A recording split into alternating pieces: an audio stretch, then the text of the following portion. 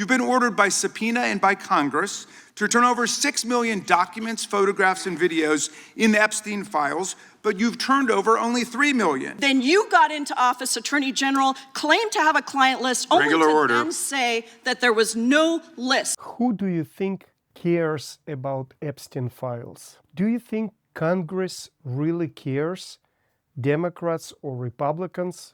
What you've just seen in this spectacle of House Judiciary Committee hearing on February 11, it just is the spectacle. Let me break it down for you so you would understand what happened, what media reported happened, and what should have happened. Let me tell you a story about little Johnny, who came home from school carrying the note from his teacher. And the teacher said to his parents that little Johnny was late for school lately and he stopped studying properly and he's getting D's and F's. So the parents start screaming at little Johnny, "You're irresponsible. You cannot be trusted. You are an embarrassment for us." Coming back to the hearing, that's exactly what happened. Congress people start screaming at Pam Bondi, telling her that she is a part of a cover-up, that her department did so many errors. Of course, they said some important stuff, but they held so much talk, which is unimportant talk, and it was a confusion what their goal is. And this is important. Let's come back to little Johnny's story. Little Johnny comes home and the parents yelling at him. And we didn't hear all the yelling. Maybe his mom was start screaming, "You're like your dad. You're not responsible like your dad." And his dad was screaming, "But look, you're not stopping at the stop signs. We're getting so many tickets. How can you accuse me to being a bad dad?"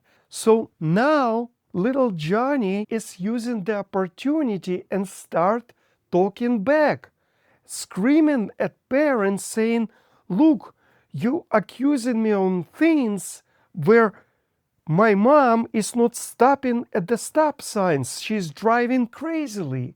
My dad is irresponsible himself." So what do we think about this family? This family is dysfunctional family.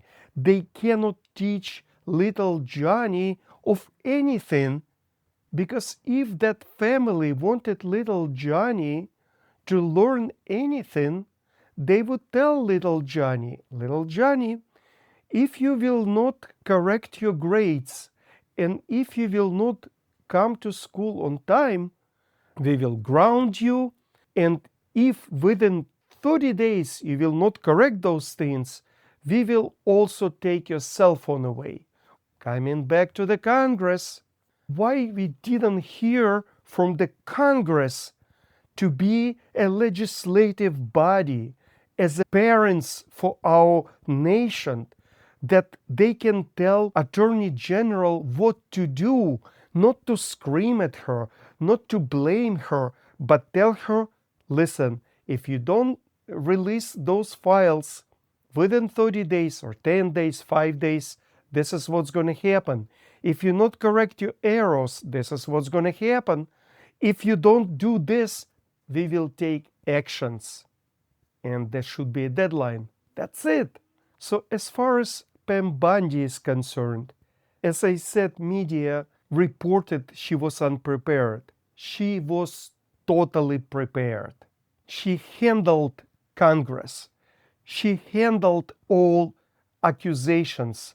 She controlled that hearing. As good of a lawyer today as you were when you tried to impeach President Trump in 2016, have you apologized for that? You're the Attorney General of the United States. We have rules here. You're obsessed with him. You're the Attorney General of the United States. You're obsessed with Donald Trump. You have Trump derangement syndrome. I told you about that, Attorney General, before you started. You don't tell me anything. I did tell you, because we saw what you did in the Senate. Lawyer, not even a lawyer. There was one redaction out of he's over listed as a co-conspirator. 4,700, and we invited you in. Gentlemen, This guy guy has Trump derangement syndrome. He needs to get, you're a failed politician. Now let me explain you from the purple vision what is going on. The Democrats, they need this Epstein files as a story to go on and on.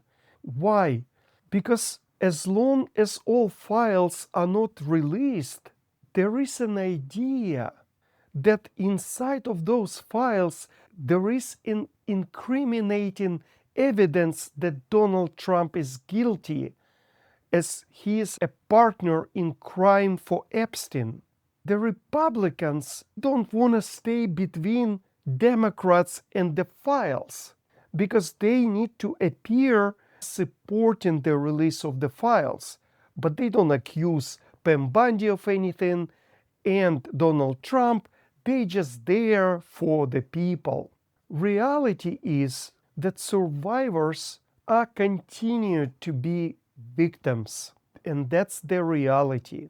So as Purple Vision is concerned, we need to concentrate on our fiscal policies. We need to concentrate how to eliminate our national debt, how to lower the cost of healthcare, how to resolve illegal immigration problem. But this is an important issue. And to resolve this issue, it has to be taken properly, as any investigation is supposed to be.